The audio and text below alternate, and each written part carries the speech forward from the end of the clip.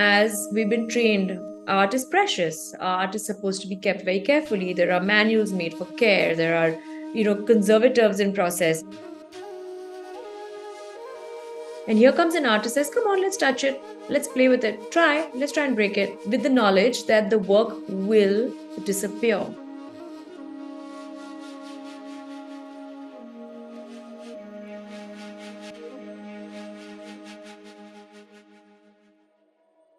It was a tough decision for the jury to choose who should be the first recipient of the Pathbreaker Award. Simply because, the first one really sets the bar. And I think with Asim, we've set the bar quite high. I think right now where Asim is at in terms of his explorations in his practice is a very exciting space. I think between the cyanotypes, the different printing on metal, he's at a cusp that is, I think, truly exciting. I think he has a great understanding of volume and space. He works very much on site. He can have an idea in his head, but when he actually starts working, it morphs and changes. If you've seen the work when he did one of the pandals in Calcutta, I mean, what an exquisite work in the way he's used bamboo, the way it has morphed, the way he's kind of taken out the entire, made you feel what bamboo can be.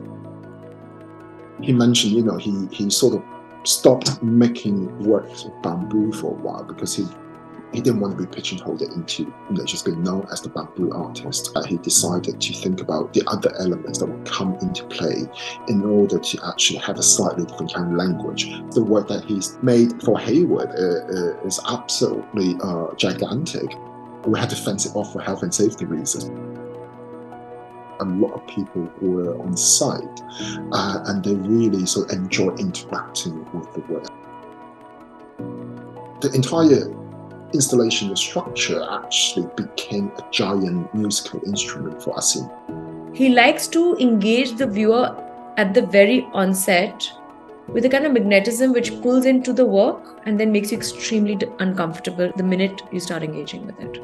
I think Asim is one of those artists who has been thinking about the environment, thinking about ecology, thinking about salvage and architecture and degrowth specifically, long before these terms became, I guess, fashionable in the art world.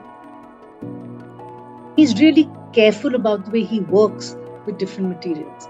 So even an artwork where he will grow things, which is what he's doing, I think, in cement, where it is a long-term project, those are the projects that really fire him and excite him, is the longevity, a sense of constantly growing with something.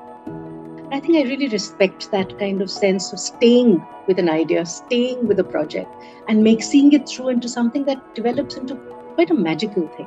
I'm Simran, and this is Veer, and together we have co-founded the 8 Foundation. Whether it's materiality, whether it is the concept, whether it's scale, Asim's never afraid to push the boundary and to try something new. I'm really excited for Asim being nominated by the panel this year because there's something about him that's just very authentic and straight from the heart.